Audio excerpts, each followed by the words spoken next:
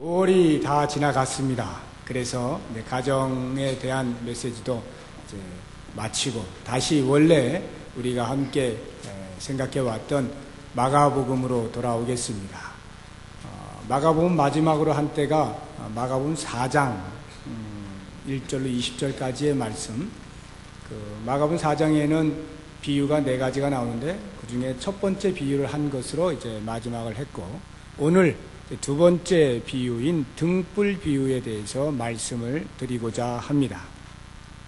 등불이라고 하면 그 기능은 주위를 밝히는 것이죠. 사람이 집안으로 등불을 가지고 온다라고 하는 것은 그 집안을 밝히기 위함입니다. 그런데 만약 그 등불을 말 아래에 두거나 또는 평상 아래에 둔다라고 하면 아주 우스꽝스러운 행동이 될 것입니다. 여기 말 아래 둔다라고 할 때 말은 어떤 곡식이나 또는 가루를 계량할 때 쓰는 통을 말합니다. 우리나라 말로는 되입니다. 되. 속어로는 되박 이렇게도 표현을 하죠. 그 되 아래 두지 않는다라고 하는 것입니다. 되 아래 둔다라고 하는 것은 등불의 기능을 정지시키겠다라고 하는 뜻이죠. 병행구절인 누가복음 8장 16절에 보면 누구든지 등불을 켜서 그릇으로 덮거나 라고 이렇게 표현하고 있는데, 실제로 유대인들은 등불을 사용하지 않을 때는 그릇을 덮어서 그 등불의 기능을 정지시켜 놓았습니다. 그렇다고 하면 등불을 사용하기 위해서 켜서 들고 들어온 그 등불을 말 아래, 되 아래 두는 경우는 없는 것입니다. 평상 아래 둔다라고 하는 것도 마찬가지 의미입니다. 평상이라고 하는 것은 침상 또는 침대 이렇게 이해하시면 되는데, 등불을 켜서 가지고 들어와 침대 밑에 두는 법은 없다라고 하는 것입니다. 만약 그렇게 한다면 그 행동은 약간 정신적으로 이상이 있는 행동일 수밖에 없는 것입니다. 등불은 어떻게 합니까? 비추기 위해서는 당연히 등경 위에 두는 것입니다. 등경이라고 하는 것은 이 등불을 만약 초라고 할 때에 촛대를 말하는 것이죠. 등불을 올려놓을 수 있는 곳에 놓아야 한다는 것입니다. 그래서 그 등불이 비추는 빛을 많은 사람들이 혜택을 입을 수 있도록 하는 것이 등불을 들고 들어오는 사람의 할 일이다라고 하는 것입니다. 22절을 보시면 이렇게 말하고 있습니다.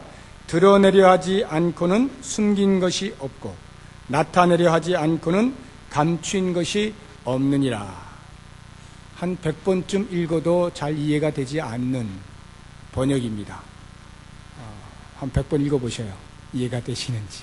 굉장히 어렵게 번역을 해놓았는데, 이 말의 의미가 뭐냐면 숨겨진 것은 반드시 드러나는 것이고 감추어둔 것은 반드시 나타나는 것이다.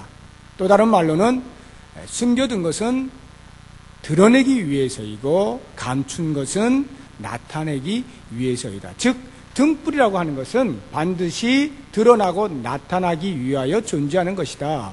이런 의미입니다. 결국 오늘 말씀의 결론부터 이야기를 하자고 한다면, 사람이 등불을 가지고 왔다면 그 등불은 감추어 두어서는 안 된다. 모든 사람이 보는 곳에 올려놓고 모든 사람으로 그 빛에 의하여 밝힘을 얻을 수 있도록 해야 한다라고 하는 것입니다. 그렇다고 한다면 예수님께서 왜 이 등불의 비유를 말씀하셨는가라고 하는 것입니다. 예수님의 심중에는 등불을 무엇으로 비유하여 말씀하신 것일까라고 하는 것입니다. 무엇을 염두에 두시고 등불을 비유로 말씀하셨는가라고 하는 것을 우리가 한번 생각해보고, 그 다음에 그렇다고 한다면 그 등불은 왜 사람의 손에 들려서 등경 위에 놓아져야만 하는가, 그 의미는 무엇인가 라고 하는 것을 생각을 해보려고 합니다. 이 등불이 무엇을 의미하는가 라고 할 때에 한 가지로 꼬집어서 말하기에는 조금 어려움이 있습니다.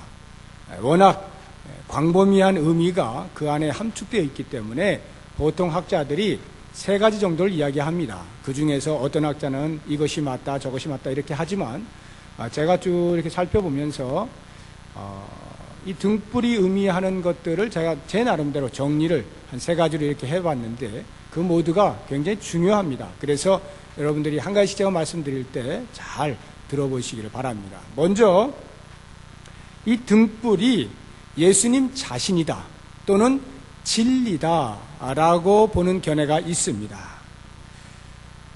예수님께서 진리이심은 우리가 다 압니다. 요한복음 14장 6절에 보면 내가 곧 길이요 진리요 생명이니 이렇게 표현하고 있지 않습니까? 진리 대신 예수님께서는 구약 시대에는 잘 드러나지 않았습니다. 여러분이 구약 성경을 읽어보시면 아시겠지만 거기에 예수님이 등장하는 경우는 극히 드뭅니다. 상징적으로 주의 사자라든가 하는 표현은 나오지만 예수님이 직접 등장하는 경우는 거의 없습니다. 그처럼 구약시대 때 예수님은 지극히 감추어져 있었다라고 말할 수 있습니다. 그 예수님께서 인류의 빛으로 드러나신 것은 이 땅에 육신의 몸을 입고 오셨을 때부터입니다. 하늘의 모든 영광을 버리고 이 땅에 오신 것은 오직 어두워진 이 세상을 구원코자 함이었습니다.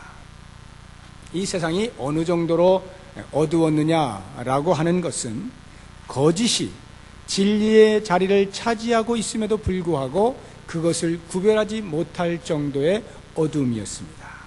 세상의 온갖 철학이 진리인 양 자리매김을 하고 있었고 도덕과 양심이 타락했음에도 불구하고 마치 진리인 양 그 자리를 탐하고 있었고 뿐만 아니라 각종 종교와 우상 숭배들이 진리의 모습을 가지고 그 자리를 점하고 있었습니다. 여기저기서 진리 아닌 것들이 진리의 옷을 입고 진리인 척 하고 있었다라고 하는 것입니다. 그런데 문제는 거짓이 진리인 척 하고 행세를 하고 있음에도 불구하고 세상은 그것을 알지 못하고 부단히 쫓아다녔다는 것입니다. 그러나 어떻습니까? 그렇게 쫓아다니면 다닐수록 거짓만 더욱 늘어날 뿐 참된 진리는 어디에서도 발견할 수가 없는 것입니다. 그럼에도 불구하고 세상은 헛된 것들을 섬기거나 헛된 것들을 쫓아 다닐 정도로 어두움 가운데 있었다는 것입니다. 더욱 안타까운 것은 이 세상이 그 정도의 어두움에만 머물러 있지 않았다는 것입니다. 한 걸음 더 나아가서 더욱 깊은 어두움 가운데 있었는데 그것은 이와 같은 것입니다. 예수님께서 이 어두움을 비추기 위해서 참 빛으로 세상에 오시지 않았습니까? 비진리가 난무하고 있을 때 예수님께서 진리로 오셨습니다. 인생이 헛된 것에 속아서 갈팡질팡하고 있을 때 여기가 진리다 라고 방향을 제시하기 위하여 오셨다는 말입니다. 이것은 하나님께서 오래전부터 계획하시고 추진해 오신 거예요. 임시적으로 순간적으로 판단해 사신 것이 아닙니다. 인간의 구원을 위하여, 이 세상의 구원을 위하여 하나님께서 구원의 손길을 뻗치신 것이 예수 그리스도의 성육신 사건입니다. 그런데 이 세상은 그렇게 빛으로 진리로 오신 예수 그리스도를 거부할 정도로 어두움의 자리에 있었다는 것이 우리를 안타깝게 만드는 것입니다. 돕는 손길조차 알아보지 못하고 거부하고 있는 깊은 어두움의 자리에 있었다는 말이죠. 마치 마약을 하는 사람을 돕기 위하여서 그 사람의 손에 들려진 주사기를 빼앗을 때에 그 사람은 마치 자기를 죽이려는 것처럼 소리를 치고 욕을 하고 발악을 하는 그 모습이 바로 이 세상의 예수께 대한 태도였다라고 하는 것입니다. 이와 같은 깊은 어둠의 상태를 사도 바울은 에베소서 4장 18절에서 이렇게 표현하고 있습니다. 저희 총명이 어두워지고 저희 가운데 있는 무지함과 저희 마음이 굳어짐으로 말미암아 하나님의 생명에서 떠나 있도다. 저희가 감각 없는 자 되어 자신을 방탕에 방임하여 모든 더러운 것을 욕심으로 행한다. 이렇게 표현해 놓고 있습니다. 한마디로 말해서 마치 사사시대처럼 각각 자기 옳은 대로 소견에 옳은 대로 행하면서 그것이 진리인 것처럼 착각을 하면서 사는 어두움에 놓여 있었던 것입니다. 이와 같은 깊은 어두움에 있는 이 세상에 대하여 예수 그리스도는 참 빛으로 오셨습니다. 이 세상이 그것을 인식하든 인식하지 못하든 예수님은 참된 진리로 오신 거예요. 그러므로 예수님께서 이 땅에 오시기 전에는 그와 유사한 것들이 진리인 것처럼 흉내를 낼 수 있었을런지 몰라도 이제 참된 영원한 진리가 등장하는 순간 다른 모든 유사한 것들은 사라져야 하는 것입니다. 태양이 떠오르면 그 불야성을 지키던 아무리 화려하고 찬란했던 네온 사인들로 다 불을 끄는 법입니다. 태양이 중천에 떠올라 모든 세상을 밝히고 있는데 그 아래서 후레쉬를 켜고 있는 사람은 어리석은 사람인 것입니다. 한 영원한 빛으로 진리로 오신 예수 그리스도는 모든 인간이 어둠에서 빛으로 진리로 나오기를 간절히 원하심으로 이 땅에 오셨기에 그 오신 예수 그리스도 아래에 있는 자들은 더 이상 다른 어떠한 유사한 진리에로 속아 넘어가면 안 되고 그 진리 가운데로 주 앞으로 나와 무릎을 꿇어야 하는 것입니다. 여기에 앉아있는 우리 모든 성도님들은 바로 예수 그리스도의 이 빛 되심과 진리 되심을 인정하고 그분만이 오직 유일한 나의 구원자요 온 세상의 구원자이심을 고백하는 분들입니다. 이제 다시 본문을 깊이 생각해 보시기 바랍니다. 사람이 등불을 가지고 와서 말 아래나 평상 아래 두지 않는다라고 하는 말의 의미가 그렇다면 무엇입니까?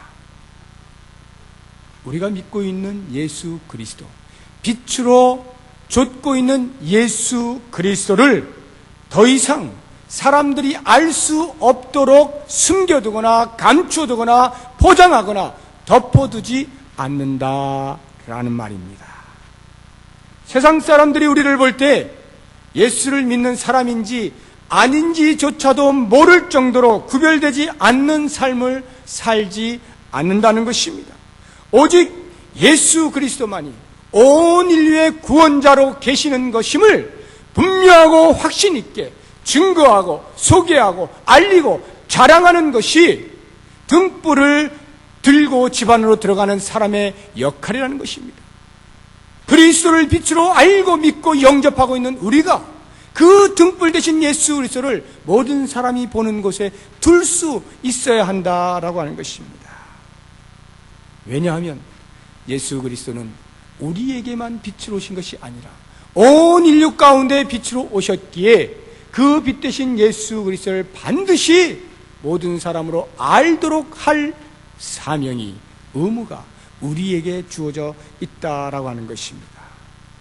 만약에 지금까지 우리가 신앙생활을 하면서 저는 한 번도 내 입을 벌려서 예수 믿으라는 소리 해본 적이 없습니다 라고 하시는 분이 계시다고 한다면 여러분, 이것은 너무나 큰 슬픔입니다. 너무나 큰 비극이에요. 등불을 들고 그 등불을 말 아래다 숨겨두는 거예요. 침대 밑에다가 놔두는 꼴인 것입니다. 우리는 우리 속에 거하시는 예수 그리스도를 우리 안에다만 가두어 두어서는 안 되는 것입니다. 이제는 드러내고 이제는 나타내어서 모든 사람으로 볼 수 있게 하고, 여기에 빛이 있구나, 여기에 진리가 있구나 하는 것을 알게 해야 한다라고 하는 것입니다. 우리는 누군가에 의해서, 반드시 누군가에 의해서, 서로 모태신앙자라 할지라도 그 부모에 의해서라도 예수 그리스도를 소개받고 비침을 인정하고 구세주로 고백하고 있는 거룩한 빚을 지고 있는 사람들입니다. 이 빚은 반드시 갚아야 하는데 그 갚는 방법은 나와 같이 누군가로부터 들음으로 말미암아 그리스도 구세주 되심을 고백한 것처럼 나의 입술을 통하여 증거되지는 그 말에 예수 그리스도의 구세주 되심을 고백하는 다른 사람들, 그들을 그리스도께로 인도하는 것으로 우리가 가진 빚을 갚아야 하는 것입니다.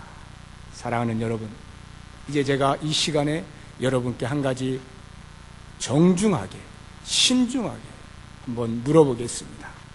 예수 그리스도만이 이 세상을 구원할 유일한 빛이요 진리가 되시는 것을 믿습니까? 믿습니까? 확실히 믿습니까?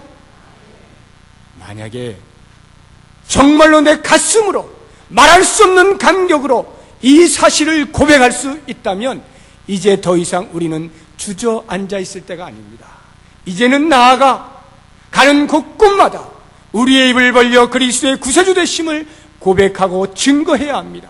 좁게는 내 가족부터, 아직 내 가족 가운데 그리스도를 알지 못하는 자가 있다면 그들에게부터, 친척에게로, 내 이웃에 사는 사람들에게로, 장터에 가면 시장 아줌마에게도, 직장에 가면 내 직장 동료에게도, 나아가서는 어디를 가든 만나는 사람들마다 그리스도를 아직 알지 못하는 자들이라고 할 때에 내 안에 계신 참된 진리 되신 예수 그리스도, 온 인류의 빛으로 오신 예수 그리스도, 그분을 온전히 증거하는 삶을 살아야 하는 것입니다.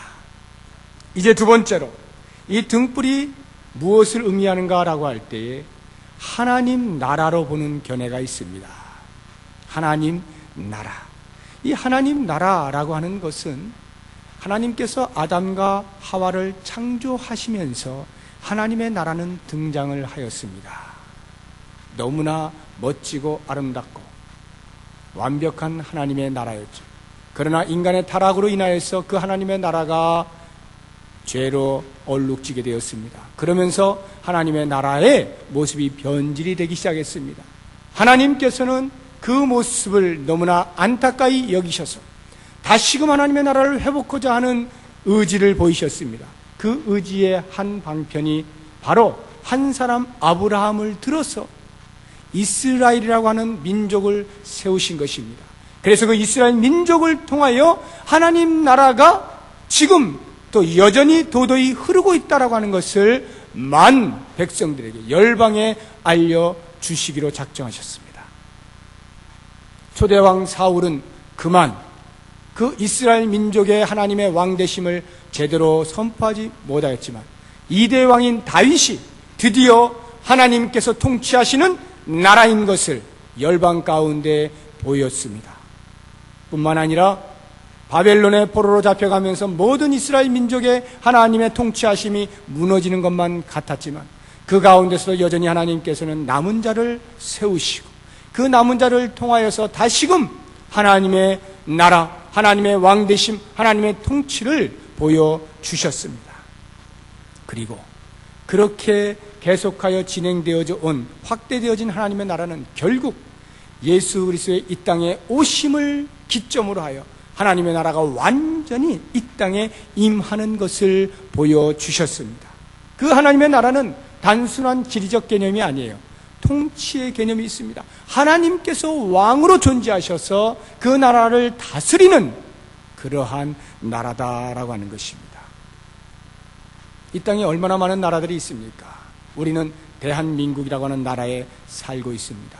그럼에도 불구하고 미국에도 아프리카에도 남미에도 아시아에도 어느 나라를 가더라도 그 나라에는 또 하나의 나라가 존재하는데 그 나라가 바로 하나님의 나라입니다. 예수 그리스도를 구주로 고백하는 사람들이 모여있는 그 모든 그룹을 총칭하여 하나님의 나라라고 합니다. 이 하나님의 나라는 독특함이 있어요. 그것이 무엇인가 하면 대한민국 사람이 대한민국의 법을 좇아 사는 것처럼 하나님 나라의 백성들은 하나님께서 제정하신 그 법을 따라 사는 독특함이 있습니다. 미국 사람도 한국 사람도 아프리카 사람도 모두가 다 그리스도를 믿어 하나님의 나라의 백성된 자라고 한다면 동일한 법 아래에 준수하며 살아가게 되어 있습니다. 이것이 하나님의 나라예요. 이 하나님의 나라가 등불이다라고 하는 것입니다. 다시 말하면 모든 사람들로 하여금 하나님의 나라가 존재한다라고 하는 것을 드러내야 할 등불이다라고 하는 것입니다. 이 하나님의 나라는 단순히 이 땅을 살고 있는 교회들을 중심으로만 끝나는 것이 아닙니다. 그러한 하나님의 나라 이면 저쪽 편에는 더 크고 더 완벽하고 더 화려한 하나님의 나라가 있는데, 그것이 바로 우리 모든 사람들이 돌아갈 고향 천국인 것입니다. 그 천국을 소망하며 사는 사람들이 이 땅에서 그 천국을 바라보면서 아하, 이렇게 한번 살아보자라고 하는 맛을 보며 사는 것이 이 땅에서의 하나님 나라 백성의 삶이에요. 그것을 우리가 살아드릴 때 사람들은 야, 하나님 나라가 정말로 있구나, 천국이 정말로 있구나, 우리도 그 천국을 소유해야 되겠다라고 하는 강렬한 소망을 안겨주어야 한다는 것입니다. 그렇다고 한다면 과연 우리가 등불을 들고 집안에 비추기 위하여 등경에 두는 사람으로서 어떻게 하는 것이 하나님의 나라를 증명할 수 있는 것이냐라고 할 때, 그것은 바로 세상 사람들의 눈에는 전혀 아닌 것처럼 보이는 것에 대하여 가치를 두고 그들이 알지 못하는 하나님의 나라에서만 통하는 그 놀라운 하나님의 법, 말씀을 좇아 사는 삶을 살아드림으로 세상 사람들은 우리를 통하여 하나님 나라에 있음을 알게 되는 것입니다. 분명히 세상 사람들의 상식으로는 이렇게 사는 것이 맞는데, 하나님 나라의 백성이라고 하는 저 사람들은 이렇게 사는 거예요. 이렇게 살면 분명히 손해를 보고, 이렇게 살면 분명히 희생을 당하게 되어 있는데도 불구하고 그것이 하나님의 법이라고 그것을 좇아 사는 삶을 볼 때 사람들은 드디어 아하, 또 다른 나라가 있구나 하는 것을 알게 된다는 것입니다. 우리는 바로 이와 같이 하나님의 직접적인 통치를 받는 자로 주의 말씀을 우리의 표준 삼아서 말씀하고 있는 것을 따라 순종하며 사는 삶, 그것을 통하여 등불인 하나님의 나라를 이 땅에 밝히 비출 수가 있는 것입니다. 이제 마지막 세 번째로 이 등불이 의미하는 것이 무엇인가라고 할 때, 신자, 예수 믿는 사람, 나라고 보는 견해가 있어요.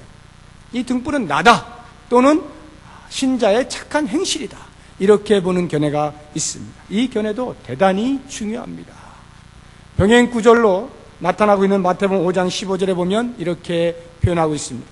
사람이 등불을 켜서 말 아래 두지 아니하고 등경 위에 두나니 이러므로 집안 모든 사람에게 비치느니라. 동일한, 마가복음과 동일한 말씀을 하고 나서 그 다음 절을 보시면 마가복음에 나오지 아니한 마태만이 적어놓은 기록이 있는데, 그것이 이렇습니다.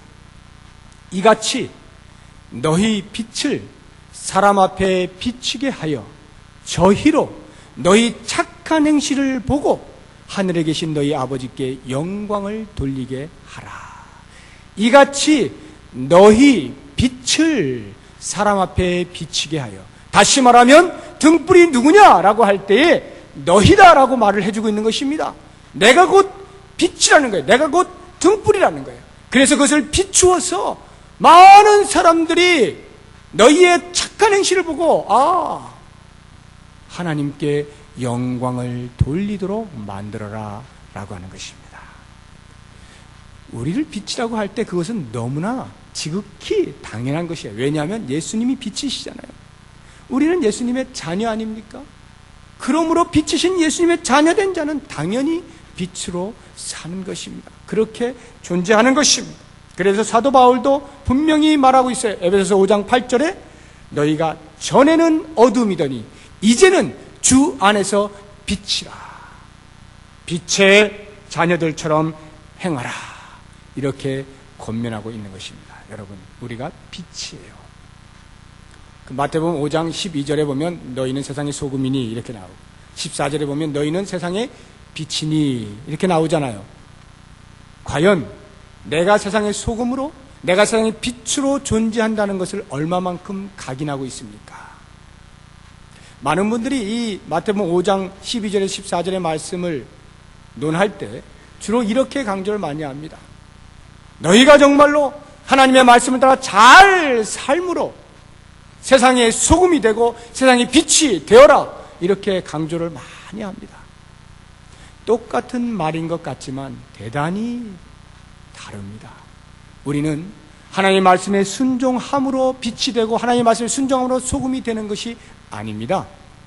우리는요, 그리스도를 믿는 순간 이미 빛으로 존재하는 거예요.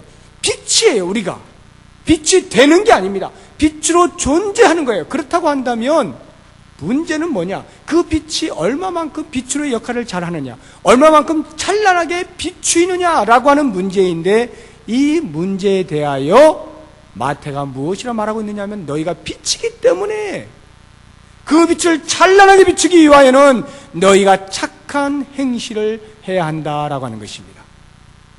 착한 행실을 함으로써 빛이 되는 게 아니고 빛이기 때문에 착한 행실을 해야 한다는 것입니다. 이 말은 다시 말하면, 나는 나를 볼 때 착한 행실을 하지 않는데, 나는 내 삶을 볼 때 너무나 부끄러워서 예수 믿는다는 말 하기도 부끄러운데 라고 할 때에 그렇게 사는 존재들이 아닌 것입니다. 다시 말하면, 내가 착한 행실을 해야 한다라고 하는 것은 내가 내 안에 계신 예수 그리스도 때문에 착한 행실을 할 수밖에 없는 존재로 사는 것, 이것이 빛이라는 거예요. 지금은 서로 내가 조금 빛이 조금 약하게 보일는지 몰라도 분명히 나는 존재 자체가 빛이기 때문에 착한 행실을 할 수밖에 없는 존재라는 것입니다. 이 확신을 갖고 사는 것은요, 착한 행실을 함으로써 빛이 되는 것과는 질이 다른 것입니다. 우리는 빛으로 사는 존재들이다라고 하는 거예요. 그러므로 이제 더 이상 우리들은 나의 빛됨을 숨기거나 감추어서는 안 되는 것입니다. 모든 사람이 보도록 드러내야 돼요. 서로 여러분들이 마음 가운데 아직 나는 설 익어서, 아직 나는 착한 행실이 별로 없어서 사람들이 보면 손가락질 할 거야, 괜히 예수님 이름에 먹칠만 할 거야 라고 할지라도 숨기지 마십시오. 오히려 그럴 때일수록 더욱더 크게 외치십시오. 나는 빛이다. 나는 예수 그리스도를 믿는 사람이다. 나는 그리스도인이다. 벽에다 붙이시고, 직장의 책상 앞에 붙이시고, 많은 사람들이 보도록 붙이십시오. 그리고 빛인 존재를 위해서 착한 행실을 살아가십시오. 오늘도 살고 내일도 사는 것입니다. 서로 내가 착한 행실을 살다가 그러지 못하여 화를 내고 불을 품고 그리스도의 이름에 먹칠을 하는 행위가 있었다 할지라도 거기에 좌절하거나 녹지 말고 포기하지 말고 한 번 더 일어서십시오. 착한 행실을 할 수밖에 없는 사람, 그 존재감을 가지고 또 사는 겁니다. 또 사는 거예요. 그렇게 살아드리는 삶을 통하여 사람들은, 야, 진짜 즐기네. 뭐 이렇게 저렇게 즐겨.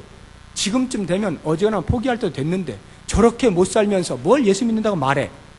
이렇게 말을 할 때가 됐는데도 불구하고 또 예수 믿는다고 버득버득 사는 모습을 보고 사람들은 분명 뭔가 있기는 있구나 알게 되는 것입니다. 여러분, 나를 너무 과신하지 마세요. 나는 무조건 착한 행실을 잘할 수 있을까요? No, 그렇지 못해요. 내 안에 계신 예수님 때문에 그렇게 할 수 있는 것이지 내 힘으로 할 수 없는 것입니다. 그렇다고 한다면 육신이 연약하게 넘어질 때가 있음을 인정해야 합니다. 인정하는 사람만이 더 깨끗하게 살고자 노력을 하는 것입니다. 그렇지 않고 어쩌니 깨끗이 살아보려고 애를 쓰는 사람일수록 금방 포기해요.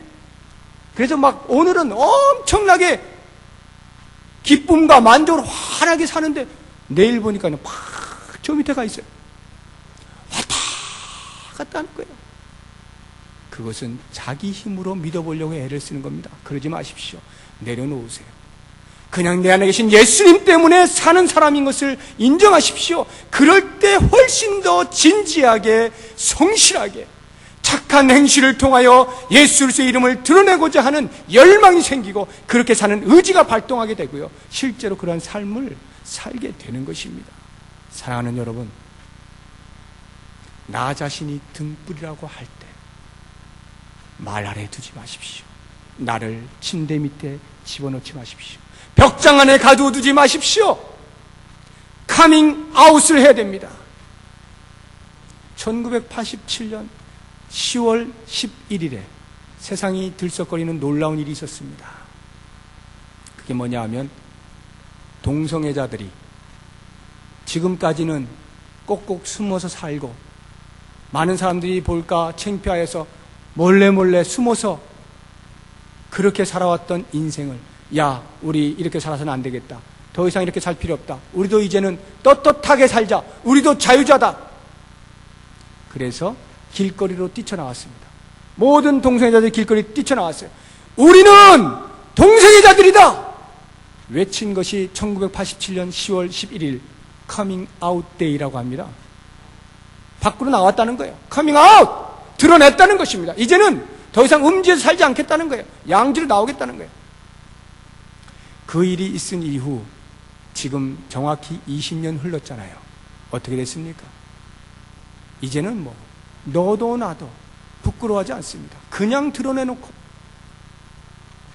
그렇게 살게 되는 것입니다. 여러분, 하나님 앞에서 비정상적인 삶을 사는 그러한 모습조차도 자유인의 소리를 외치고 싶어서 길거리로 뛰쳐나와 카밍아웃을 한다면 우리의 마음 가운데 영원한 진리로 섬기고 있는 예수 그리스도, 모든 인생에 대하여 참된 빛으로 계시는 예수 그리스도, 그분이 내 마음 가운데 확신으로 다가오고 있음에도 불구하고 내가 가슴 속에 묻어둔 채 카밍아웃을 못한다면 이 무슨 비극입니까? 온 세상 사람들에 대하여 알려주어야만 하는 영원한 유익을 가지고 있는 자들이 그것을 꾹꾹 숨겨둔 채 벽장 속에 가두어둔다라고 한다면 이 무슨 비극입니까? 사랑하는 여러분, 초대교회 당시에 사도들은 부활하신 예수 그리스도를 만나게 되면서 그들의 마음 가운데 말할 수 없는 감격이 있었습니다. 그래서 많은 사람들이 그들을 억누르고 억압하고 감옥에 가두고 매로 치고 죽이려고 하는 위협의 순간에조차도 그들은 커밍아웃을 주저하지 않았습니다. 오히려 그들은 이렇게 말했어요. 그 이름을 위하여, 예수의 이름을 위하여 능욕을 받는 일에 합당한 자로 여김을 기뻐했다. 이렇게 표현하고 있어요. 내 진리를 숨겨두는 것이 아닙니다. 내가 찾은 참된 빛을 숨겨두는 것이 아닙니다. 나 한 사람의 자유를 위해서 소리칠 수 있는 용기가 이 땅에 난무하고 있다라고 한다면 온 세상 사람들을 위하여 유익을 끼칠 수 있는 그 엄청난 진리의 말씀, 메시지, 복음을 내 안에 가두어둔 채 있을 수는 없는 것이죠. 그러므로 우리들은 너무나도 당연하게 커밍아웃하는 것입니다. 나오는 것입니다. 이제는 여러분, 내가 예수 믿는 것에 대하여 조금도 부끄러워하지 마십시오. 나타내십시오. 드러내십시오. 그리고는 나를 통하여 하나님의 백성이 하나님께로 돌아올 것에 대한 간절한 하나님의 마음과 열망을 보시고 기꺼이 그 복의 통로가 되시기로 작정할 수 있기를 바랍니다. 오늘 이 시간에 이 말씀을 들고 등불된 나의 모습 속에서 참으로 모든 사람이 그 빛 아래 영향을 받을 수 있도록 하나님의 백성들이 하나님께로 나와 예수 그리스도의 구세주 되심을 고백하며 무릎을 꿇을 수 있는 그 엄청난 장관을 여러분 머릿속에서 상상하시면서 그 일에 아름답게 쓰임받을 수 있는 복된 발걸음들 다 되실 수 있기를 예수의 이름으로 축원합니다.